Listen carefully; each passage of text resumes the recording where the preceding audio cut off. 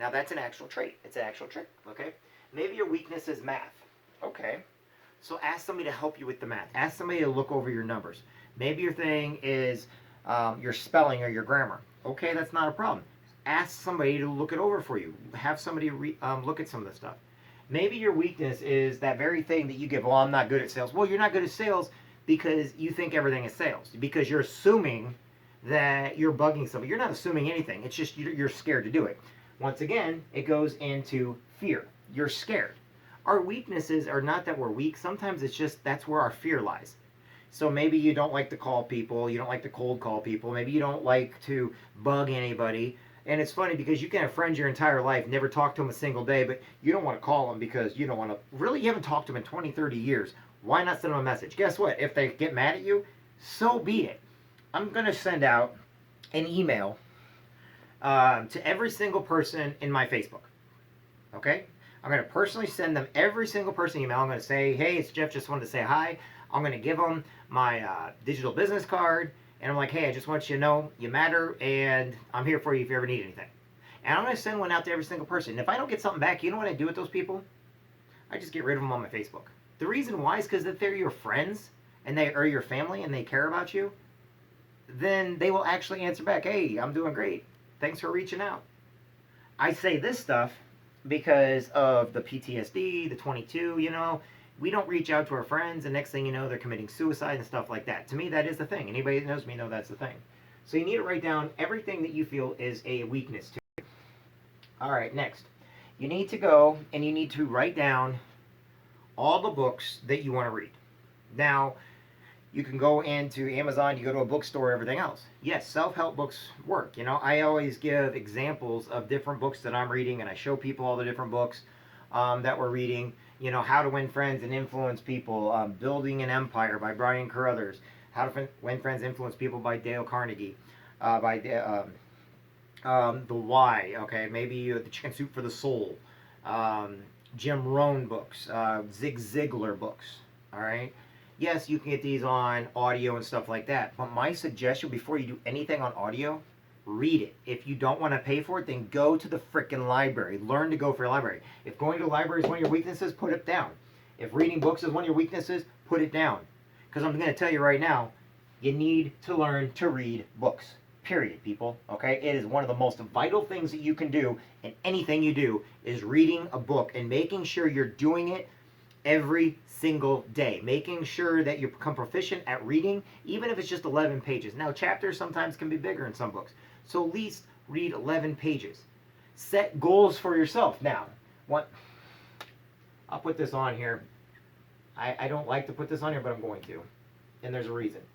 Set a goal for yourself to read a certain amount of books by June 1st. Okay? I'm putting this on there for the books. I'm putting goals. One of your goals right now is to have X amount of books read by June 1st. Some of you may put 3 books. One of you might put 1 book. Some of you may put 10 books. But whatever it is, you need to be able to do it. And if reading is one of your weaknesses, whatever number you take, even if it's just 1 book, then put 1 book. And then do another book as you go. Okay? Next thing, you need to write down what you're going to wear. And the reason why is I want you to go on to all your social media, because that's where you're at right now. And I want you to look at what people have on. Look what people are wearing. Look at what people, you would never wear that to an interview. Okay?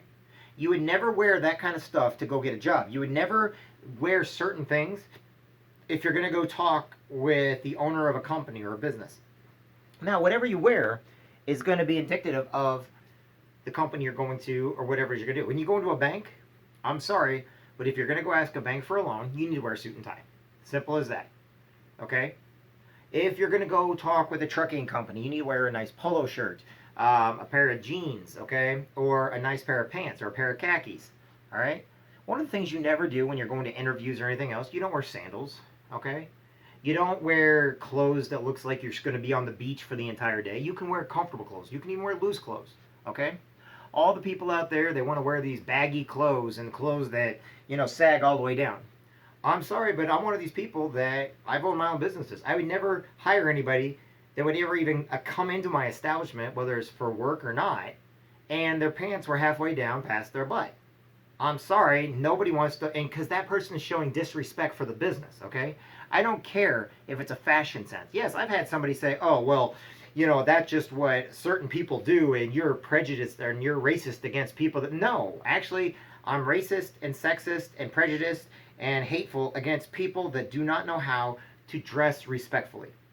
If you're working and you're in a factory worker, okay, that's your attire. You're going to be dirty. You're not going to have the greatest clothes, but guess what? That doesn't matter. That's because you're working, and that's because that is your job. That's where your bread and butter is, and that's fine. If you're a truck driver, you're driving down the road. You're fine. That's how you wear your clothes. That's great. That's everyday attire. Okay.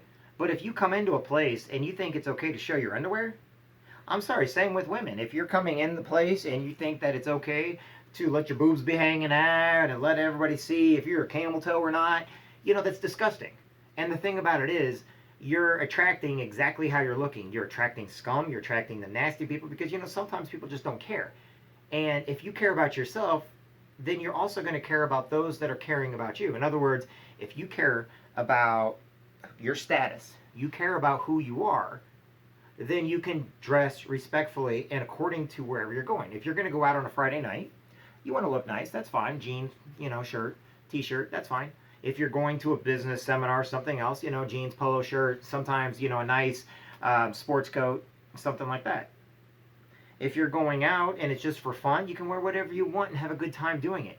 But if you're dressing half naked so everybody can see how nasty you are, then you're not representing yourself even when you're in your own attire. So what I always tell everybody is what you wear is very important. Okay? If people come at me on social media and they're trying to add me, and they have all these things that are wearing something like with Trump or Biden or something else like that, and they're half naked, half clad or something else, I can tell you right now, they're all scams. They're all fake profiles because people do not carry themselves like that. Okay? So any of those, I block and I report immediately, or I actually call out and I make fun of, and I have a good time doing it. Why? Because you have to dress respectfully. Now, right now, I have on just a pair of jeans and a sweatshirt, which is just fine. It's nothing bad. It looks fine, I guess I don't look fat. I am, though, so. But the whole point is, you also want to brand yourself. If you're actually owning your own business, okay, you can get clothing with the name of your business on it, or whatever it is you're doing. Maybe you're an accounting firm. Maybe you're a legal firm. Maybe you are somebody that helps write business plans. I don't know. Maybe you're a trucking company. Maybe you're an operator. Well, what's nice is if you want people to respect your business, then take pride in your business. Put it on your clothing, Put it where you want it. Don't put it to where it's overwhelming, but make it to where it's like, hey, this is what I do and I'm proud of it. Yes, I put my stuff online all the time. I'm very proud of what I do. I love what I do. Okay? I love Legal Shield. I love what I do with identity theft. I love what I do with legal. I love AMSOIL because guess what? It's a great oil. I love the people that brought me into AMSOIL. Okay? Brent Deeker, Terry Jones, all these people, they brought me in. You know what? There's several trucking companies out there that I know they take really good care of their truck drivers. So I always promote them. I don't make anything from them, but guess what? I'll promote Goalie till I'm blue in the face. I'll promote Sharky. I will promote Schaefer Trucking. I will promote, all these great companies. Okay? Heavenly Farms. It's a one truck operation, but I promise you, Jason Spencer goes out of his way for everybody he works for, and he drives his own. He's an owner operator. Dantes Haskins. Okay? He owns Haskins Trucking, and guess what? He is one of the nicest, most reliable people you can ever count on. Now, all these places, they may be a single owner-operator. That's great, but then you got these others. Gary Carr just got in a wreck the other day, and I'm feeling bad for him, but I'd promote his business. He usually has a couple of drivers going. But right now, those are drivers. How about the men and women in the military? If you come into the military, and whether you're in civilian attire or whatever, and you're in the military, you can get in trouble. Always look respectful. Always promote what is you. I'm a Marine. I love the Marine Corps. There you go. Look at that. Guess what? I still promote the Marine Corps. Why? Because to me, it is the branch that I'm most proud of. It's because it's the branch I served in. I also served in the Army before I was in the Marine Corps, between my junior and senior split-up program. But guess what? I wear it. So clothing is something you need to write down, the type of clothing you think you should be wearing. If you go out in public and you think it's okay to wear a bikini top and a pair of shorts in 30-degree weather and 25-degree weather, you're stupid, first off, because it's cold as hell out. But also, you're not going to get the respect you deserve. And the people that are going to be fondling, yeah, sure, you're going to get guys looking, hey, oh my God, she's great, but they're not going to respect you. They're not going to take you seriously, okay? If you're sitting there and you're thinking that you have to wear short skirts or pants, certain types of pants, no. What you got to do is you dress the part. You dress what's appropriate. Okay?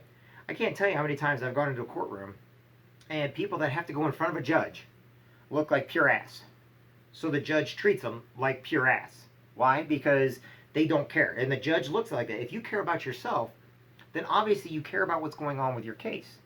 If you care about yourself, then you care if you get that ticket or not. If you care about yourself, then you care about those kids if you're going into family court. I've seen mothers going, they don't really care about their kid, blah, blah, blah, you know. Or then the others will, one person will be dressed up, the other person won't. The person that's dressed up, for some reason, the judge is taking more serious. What you wear is how people perceive you. And it doesn't cost money to be able to dress nice. You can get those, whatever, you know. I know that us, we actually help military men and women, whatever branch, you know, we help them find suits. We help them find nice clothes. We help them with their resumes and stuff like that. But your application resume means nothing if you look like a pile of ass. As simple as that. If you go in with your pants down half your knees and you're walking in there like a good old, you know, hey, how you doing? Or like one of my cousins, not going to mention his name, Chad Dieter, wears spurs and a big old cowboy hat and a good old thing of dip in your mouth. Or you got your pants down half there acting like with your hat on half. Guess what? They've already ruled you out. You've already lost the job. They're not going to hire you. They don't care how good you are. Because you approach them on their terms, on their territory, in their way. And guess what? That's not what they respect. They respect you to respect their business, which means you're not showing respect for their business. See, it's about what you wear. Sorry, I got into that a little bit more. Okay. Now, next, write down what you're going to say. Now, this is actually kind of important. Okay? Because I'm sure you've heard many, many times over, what you say can take you places. How you say it, what you say. Whenever I go into somewhere and I have to, whether give a speech, give a talk, give an orientation, maybe I got to give nomenclatures of something, maybe I got to give a status report, maybe I just have to say, you know, remember, less is always better. But you also want to make sure when you say it, okay, so if you're going to go get a job, first off, you want to do your homework and research. So what is it you say? You want to say something positive about the business you're going into. Or maybe you're trying to go for a loan. You need to say something positive about your business and have all the facts written down. So what you say matters. But this is the quick sayings, okay? Later on, we'll get in to write out everything that needs to be said in a business report. Next, you need to write down help. And this is important, believe it or not. Who can you go to for help? Okay? So whoever it is, you can go to for help and what they're going to help you with. Now, I want to write this out a little bit, so I'm going to erase this board because this one's kind of important too. And we're going to get into that more next week, but I want to write this out a little bit. So, help is where we're at. Give me a second. I'm going to write this one out. Because whenever you're doing something, a lot of people, they try to take on the world on their own, and they don't ask anybody for help. And you know what's funny is not everybody has all the answers for everything. That means you don't either. Okay? So you want to go in to a business or something and you're trying to get your applications written up. One of the things you got to do is find somebody that has skills in that area. Or if you're at the library, there's people there that can help you. Maybe a college can help you out. Maybe go on social media and ask somebody. But when you do this one, you're going to ask for help. Have you ever heard the saying that it's okay to ask for help? Help does not make you weak. Asking for help does not mean you don't know something. It means that you're trying to become better at it. So, you're going to go in and you're going to ask people for help. Okay? You're going to use books for help.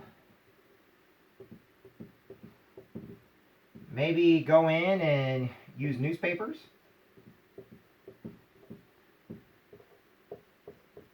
Go on to YouTube if you have to. Watch videos. But whatever it is, you need to learn to start seeking the help you need. If you knew how to do it, you would have already done it by now. Okay? Like I said, this whole thing is one day at a time on how we put everything together in our heads. And when we're writing it down, you need to write down help. And you need to write down the areas you need to get help, okay? So you're going to write down the people that can help you, the books that you think can help you, the newspapers that can help you, videos that can help you, maybe live feeds, maybe podcasts. You have so much help out there today that the problem is you need to write it down now, which you're going to go get the help from. Otherwise, you're going to overwhelm yourself, and you're going to get too many different ideas in your head to when you need to come up with one. You're going to have hundreds, and you're going to be so confused, you're not going to know what to do. So you need to make sure you get and write down help and where you're going to get that help from. Okay? All right. Now, it is Friday night. And so what I'm going to do real quick is this weekend, I want you guys to all start writing this stuff out. Start figuring out what you want to do. Okay? Where you, like I said, today is writing. So in other words, you're going to write everything out. You're going to figure out what you want to do. Write down everything. Write down the do's and the don'ts and the cans, okay? And you've already started by watching this video, by watching this live feed. You've already started, all right? Now, does this mean you're going to get anywhere with everything? No, it doesn't, because if you don't put into practice the things that I'm teaching you, that means nothing. If you don't go and open up a book and read a book, everything I tell you means nothing, okay? If you don't get on any like phone calls or Zooms, or go to any classes, or go to the library, everything I'm teaching you means nothing. That's why you got to write everything down. You've already started. Just by watching this, you've already started. Now, the last thing you need to write down is your end time, your end game. Okay? So, when you write down, you need to write down. There we go. Sorry, I use ammonia on the board. Of course, I got to start throwing some markers away. So, what you need to write down, give me a second here so I get the right marker up. I was hoping to use a black one on that one. See if this black marker works. End. Where do you need to end at? Okay? Now, I told you all right now we're going off of what I'm doing, right? So everybody can kind of get an idea of seeing it. So, my end date, not my stop date, but my end date for what we're doing here is June 1st, 2022. Okay? And I'm showing everybody up until that day what you can do and everything I'm practicing for, planning on for, getting ready for, everything I'm putting into play, and what I'm getting ready to start for June 1st, 2022. Just like you guys can have an end date. Maybe you don't need as much, or maybe you're just trying to get a business plan, maybe you're trying to get a job. But when do you want to get that job by? So what you need to do is you need to write down, okay, when you want to have your business plan finished, when business plan finished, you need to write down when you want to pretend, you know, when you want to use your friends to talk with somebody, to go in to talk with them. Okay, have mock interviews. When you want to have your business plan, or when you want to have your resume completed. Okay. And the reason why you want to have an end date is so you can have everything looked over. You want everything checked. You want everything to look original. You want to be able to call somebody and say, "Will you look this over for me?" I got out of the Marine Corps. One of the things I did with one of my business plans is I had a teacher from high school. Love him to death. Great teacher. His name is Humphreys. Mike Humphrey. He was an English teacher. I actually took one of my business plans to him and had him read it, review it, because he was an English teacher. And then I had Dr. McGinley review it. I had about 15 people look at several of my business plans, and they all looked it over, reviewed it, and it was all great. And I ended up moving forward and was able to go through with a few business plans that I've had. When I got into Legal Shield and stuff, I wrote out everything, what I wanted to do, and I still went, even though I was already in it, I wanted to know what other people thought. So I actually wrote out a business plan for how I was going to approach Legal Shield. I had my mentors read it, like Rich and Brian and several other people, to make sure that, you know, I was on the right path instead of setting myself up for failure. One of the reasons why you got to have an end date is you got to check everything.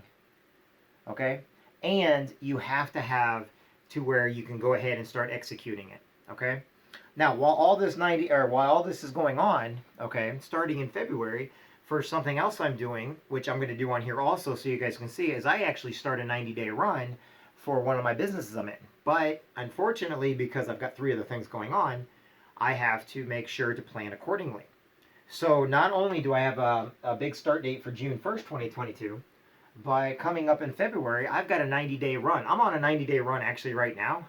It's just there's so much going on with the COVID and everything else that I readjusted my schedule so that I can actually set myself up for success and be very careful about the failures we take on, because not everybody can do something right now. However, I'm also building my business right now. I'm taking on teammates. I'm taking on brand new team members. I'm getting my past and present truck drivers ready to go for what we're getting ready to do, and anybody new that wants to come on the team. Okay? I take on new people on my team all the time. But if they're not willing to learn, if they're not willing to put forth the effort, they're not willing to pick up a phone and make a few phone calls, if they're not willing to talk with people, then I make sure I tell them, look, it's a waste of your time. You know, it's a waste of your time and money. But like I said, you need to have an end date for when when you want all this stuff done. Otherwise, you can keep going on and on and on and never finish. Okay?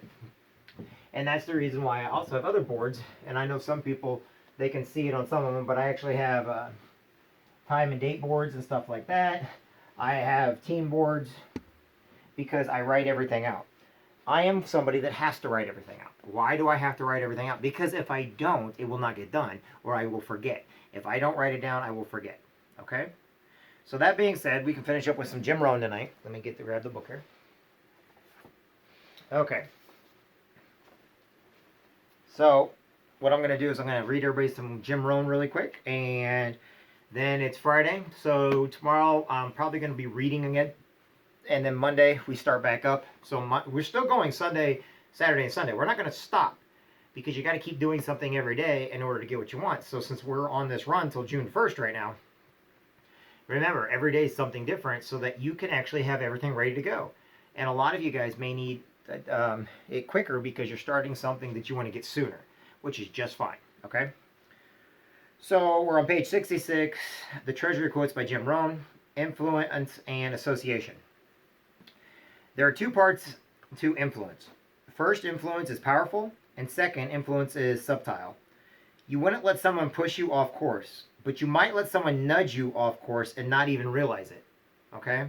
That's why we're doing this stuff. Yes, that's a quote by Jim Rohn, but we're doing this because you're not going to let anybody push you off course, but you don't know if somebody's nudging you off course. Meaning, if it's not a big grandeur where they're doing something stupid, you're not noticing it, but they're slowly taking up your time that you had put into getting what you want. They're slowly taking your time so you get them what they want.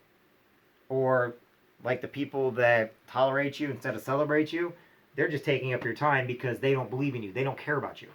They only care about themselves, and that's the reason why they go with rumors and gossip. The reason why the news, you're in a system where you're innocent until proven guilty, but the news has to put out there that you're guilty. But the problem is, they never went through the investigations. They don't know what's actually going on. Nobody's actually in the courtroom. That's why it's really hard for people to come up with decisions, and people that make the decisions based off what the news is telling them, you don't know what the truth is. Only the people in the courtroom know the truth, because they actually hear all the testimony. They saw the investigation. They see what's going on. But you know what? Oh, somebody automatically accuses somebody of something? I can show you how bad it is. We'll do that at a different time. Next. We need a variety of input and influence and voices. You cannot get all the answers to life and business from one person or from one source. Hence the reason why I wrote down, talk to different people, go to the library, go to college, find all these different areas, but write it down so that you can go and talk to them. Because, like Jim Rohn just said in this quote, we need a variety of input and influence and voices. You cannot get all the answers to life and business from one person or from one source. You're going to do things different than somebody you're talking to and getting advice from. So if you take advice from 15, 20 people, 5, 6 people, okay? I got advice one time from my buddy Don Curlin, because he owns Air USA and he has all these planes and stuff like that, but he also owns business. You know, one of the very first things that he did as a kid was he spray painted in business numbers on people's steps in the city, so, you know, the mailman could see the numbers, what house number they were and stuff like that. These are little things that people have done. Then they end up getting into bigger things. So if once you're an entrepreneur, you learn to do different things in order to make money, and you do things that you enjoy doing. Attitude is greatly shaped by influence and association. You know what? That one hits right on the head. Your attitude and everything you do means everything. If you go in there not caring, just like I said, if you go in not dressed the part, if you go in not giving a care about what's going on, if you go in there cussing at everybody and learning that you're letting your temper get away with you instead of being kind, polite, courteous, okay? Well, they're going to take you exactly how you treat them. So your attitude is everything. If you don't think you can get it, you're not going to get it. Your attitude is everything. If you don't want it, you're going to show it.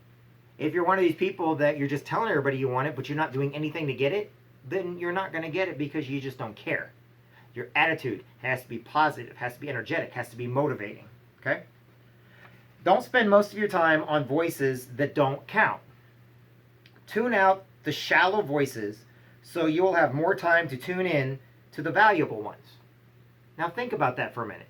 Go where you're celebrated, not tolerated.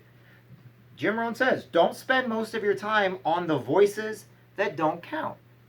People that belittle you, people that talk bad about others, people that need to gossip, they need to know the latest rumors.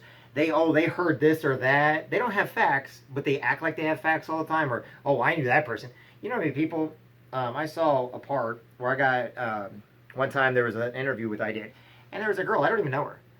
And when I was 15 years old, 15, 16 years old, I was working at Radio Shack. Because I didn't talk to her, and now she's in her 40s or something like that, she felt that she needed to belittle me because of something that happened when I was 15-year-old because I didn't talk to her. And I didn't talk to her because she was rude to people. And to this day, she's still rude to people. I just chose not to talk to her, and she still remembers that. So she had to get on there and talk trash, talk me, and everything else. And the only thing I kept thinking was, that's why I didn't talk to her in the first place. Never dated her, never did anything with her. Just didn't like her. Because she was mean to people. She was rude to people. She treated people like crap. And I knew a lot of people like that. I knew people that were bullies that I never wanted to talk to. You know? And then but the thing about it is, the people I got around, they pushed me to do better in wrestling and track and field and sports and schooling and stuff like that. Now, we all have those friends that are negative. We all have those friends. We all have the gossips. We all got in trouble. Somebody always thinks they know something better than everybody else. And if you actually look at those people's friends, you're going to find out very quickly they don't have as many as they claim to have, because people don't want to get around people like that. Okay. No puts distance between you and the wrong influences.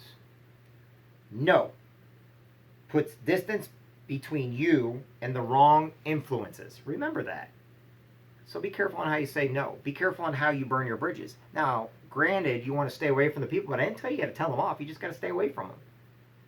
Because like I said, people may be going through something. Somebody, and you don't want to be negative. You don't want to be mean. But this here says no. If you say no, it's going to put the distance between you and the wrong influences. Okay? Next page, and we're done. You must constantly ask yourself these questions. Who am I around? What are they doing to me?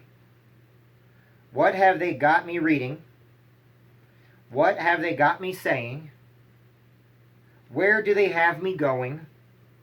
What do they have me thinking? And most important, what do they have me becoming? Then ask yourself the big question. Is that okay? Think about everything I've just got done telling you. Okay? I'm moving around because I got cameras that are focused on both sides. I'm going to go over this one more time, because this, you got to write this down if you can. Understand what he just said in here. Everything we talked about goes right into this one. You must constantly ask yourself these questions. Who am I around? What are they doing to me? What have they got me reading? What have they got me saying? Where do they have me going? What do they have me thinking? And most important, what do they have me becoming? Then ask yourself the big question. Is that okay? So are the people you around, are they helping you, or are they just pulling you back? Are they holding you down? Are they being negative? Are they telling you all the things you can't do instead of basically building you up for the things you can do? Are they getting you to think weird? Are they having you drink when you're going out because you probably shouldn't be drinking? Maybe having you smoke some pot when you probably shouldn't be smoking pot? Are they having you give up on your dreams because, oh, you can't do it? Or they're making you feel bad because, oh, you should be doing more, you should be doing this, or I'm better than you? Are you around those type of people? Are you around people that are influencing you or basically deterring you from doing whatever it is you need to be doing? You need to ask yourself that. Don't join an easy crowd. Don't join an easy crowd. You won't grow. Go where the expectations and the demands to perform are high. Don't join an easy crowd. You won't grow. Go where the expectation and demands to perform are high. Just like this channel right here. The ones that are staying on here right now, I'm basically wanting more from you. And I'm telling you, if you don't take anything from this, then this means nothing. I am nothing to you if you take nothing away from this. Everything I'm saying or doing means nothing if all you're doing is you're watching me like, hey, he's a cool guy. No. This is for you to be able to help yourself, to get ideas on going out and talking to people that can better influence you, to better help you, to build you up, to make you better today than who you were yesterday, to make sure that you're planning and writing things down for tomorrow to make you better tomorrow than who you are today. Jim Rohn flat out said, don't join an easy crowd. You won't grow. Go where the expectation demands to perform are high. It's funny because you look at the Marines that have excelled and you see the people that they're around and the guys they hang out with when they're in the Marine Corps, the people they get around. And you can actually see a difference on those that hang around and do stupid things and those that are actually pushing each other, going running with each other, working out with each other, reading with each other, doing MCIs with each other. And business, you see owners hanging out with other owners, constantly pushing each other. You see owners that fail that go to the bar every single night and really don't care about their business anymore. Because they're getting advice from the wrong people. They're in the wrong crowds. And if you're in the wrong crowd, I guarantee you failure. But it's not too late to always get a new crowd, to get away from those people that are pulling you down, to get away from those people that don't believe in your dreams, your goals, or your ideas, or want to help you become better. Some people you can afford to spend a few minutes with, but not a few hours. Sometimes our friends who support us, and we love them to death, and we don't mind getting around them for a little bit. That's fine. But if we keep staying around the same people, even if they're motivating us, but they're going nowhere with us. They don't want to do the same things we do. They just, they're loving. It's like some of our family members. It's the reason why sometimes when you grow up, you got to get out of the nest. You got to get out and move on and keep doing the next things because, yes, they love you, but you can't always be around them because they're not helping you get to where you need to be. You need to go where you need to be. You need to go and get around those people that'll help you, pull you. If I'm in the Marine Corps and I'm sitting there training for the Marine Corps, I'm not going to go train with the Army. The reason why is because, yes, I'm going to run 2 miles in the Army, but I can't get in the Marine Corps running 2 miles in the Army. I got to run 3 miles in the Marine Corps, so I'm going to get around guys that are going to run 3 miles. Men and women that are going to run 3 miles. Okay? The Army may have 2 months of a basic training, but the Marine Corps has got 3 months. So why would I get around people that are doing less than what my expectations should be because of my expectations of where I'm going to, where I want to be compared to where I am? Get around the people that are going to push you to where you want to be.